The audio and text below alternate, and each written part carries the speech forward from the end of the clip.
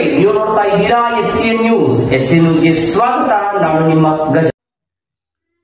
ಸಂಕೇಶ್ವರದ ಶ್ರೀ ಶಂಕರಾಚಾರ್ಯ ಸಂಸ್ಥಾನ ಮಠದಲ್ಲಿ ಶ್ರಾವಣ ಮಾಸದ ನಿಮಿತ್ತ ಸ್ವಾಮಿ ಶ್ರೀ ಹರಿಹರಾನಂದ ಭಾರತಿ ಮಹಾರಾಜ್ ಧಾರೂರ್ಕರ್ ಇವರಿಂದ ಸಂಗೀತಮಯ ಶ್ರೀ ಶಿವಮಹಾಪುರಾಣ ಕಥಾ ಕಾರ್ಯಕ್ರಮವು ಆಗಸ್ಟ್ 14ರಿಂದ ಆರಂಭವಾಗಿದೆ. ಪ್ರತಿದಿನ ಸಾಯಂಕಾಲ 4 ಗಂಟೆಯಿಂದ 8 ಗಂಟೆಯವರೆಗೆ ಆಗಸ್ಟ್ 20ರವರೆಗೆ ನಡೆಯಲಿದ್ದು, ಭಕ್ತಾದಿಗಳು ಇದರ ಲಾಭವನ್ನು ಪಡೆದುಕೊಳ್ಳಬೇಕು. ಸಂಗೀತಮಯ ಶ್ರೀ ಶಿವಮಹಾಪುರಾಣ ಕಥಾ ಕಾರ್ಯಕ್ರಮವು ಭಕ್ತಿಮಯ ವಾತಾವರಣದಲ್ಲಿ ನಡೆಯುತ್ತಿದೆ. ಸಕಲ ಭಕ್ತಾದಿಗಳು ಈ ಒಂದು ಕಥಾಶ್ರವಣವನ್ನು ಆನಂದದಿಂದ ಭಕ್ತಿಮಯ ವಾತಾವರಣದಲ್ಲಿ ಮಂತ್ರ ಮುಗ್ಧರಾಗುವಂತೆ ತಲ್ಲೀನರಾಗುವಂತೆ ಮಾಡಿದೆ. 2ನೆಯ ದಿನದ ಕಾರ್ಯಕ್ರಮದಲ್ಲಿ ಶ್ರೀ ವಿಷ್ಣು ಲಕ್ಷ್ಮೀದೇವಿಯ ವಿವಾಹದ ದೃಶ್ಯವು ಕಂಡುಬಂದಿತು. ಶ್ರಾವಣ ಮಾಸದ ಈ ಪರಮ ಪವಿತ್ರ ಕಥಾ ಕಾರ್ಯಕ್ರಮವು ಯಾವ ರೀತಿಯಾಗಿ ನಡೆಯುತ್ತಿದೆ ಎಂದು ನೋಡೋಣ ಬನ್ನಿ.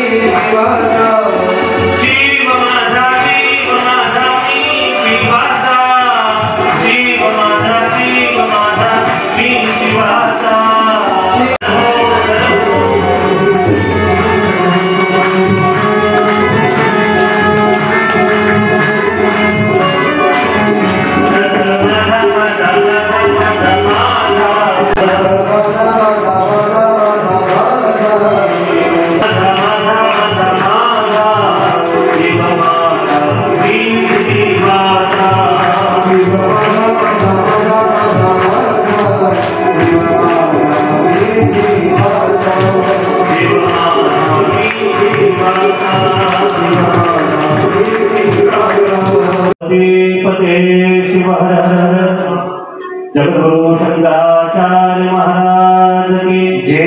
श्रीमद जगद्गुरु शंकराचार्य महाराज की जय. आणि मग पुढे कथा सांगत असताना साध्य साधनांचं वर्णन केलं आणि साधन साधनांचं वर्णन केल्यानंतर पुढे कथा सांगू लागले की महाराज कृपा करून आम्हाला सांगा,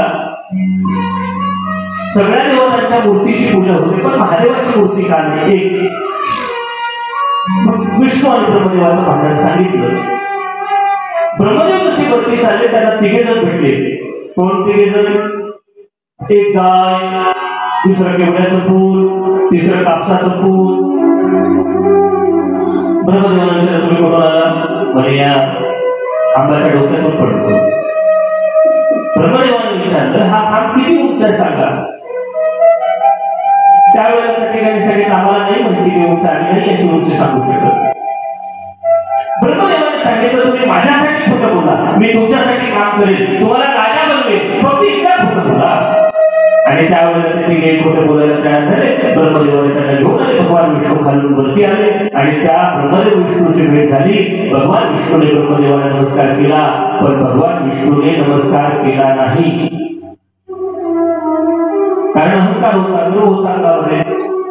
आणि त्यावेळेला ब्रह्मदेवाने विचारले विष्णू सापडली का तुला याची खोली? त्यावेळेला भगवान विष्णूने सांगितलं महाराज मला याची खोली नाही सापडली. ब्रह्मदेव हसू लागले म्हणजे बघ मला याची उंची सापडली, खोटं बोलत नाही, पुरावा आहे माझ्याकडे, पुरावा. प्रत्येक गोष्टीचा पुरावा आज कांद्यावर असतो. माणूस जिवंत आहे याचाही पुरावा द्यावा लागतो, माणूस वेगळा याचाही पुरावा द्यावा लागतो. कारण माणसाचा देह सोपा नाहीये. दुर्लभो मानुषो देहो देहानाक्षण हुरा. सगळ्यात दुरापास्त काय असेल, दुर्लभ काय असेल तर मनुष्याचा देह आहे. 84 लाख योनीमध्ये फिरल्यानंतर तुम्हाला माणसाचा देह भेटतो आणि जर तुम्ही चांगले कर्म नाही केले तर परत कुठल्या ना कुठल्या योनीमध्ये जाऊन पडावं लागतं. तेही माणसाचा जो देह आहे ना तो तुम्हाला तुमचा नाहीये स्वतःचा. तुम्हाला आयुष्य दुसऱ्या प्राण्याने दिले. कोणी दिले मी लक्ष देऊ नये का? माणसाला रेड्याने दिले 20 वर्ष. रेडा माहिती आहे ना? रेड्याने दिले 20 वर्ष. घोड्याने दिले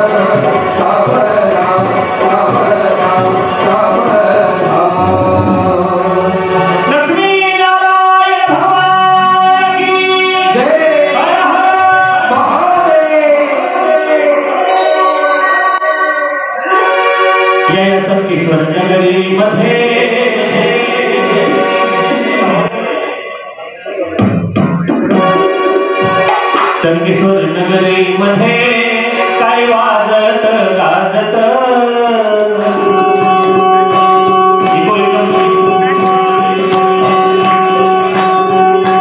संकेश्वर नगरी मध्ये काय असं सांगितलं माणसाच्या लग्नामध्ये नाचलं तर तो माणूस तुमच्या नातीला येणार आहे आणि देवाच्या लग्नामध्ये नाचलं तर म्हणून सगळे थोडे चांगला हलू आहे. जय हो.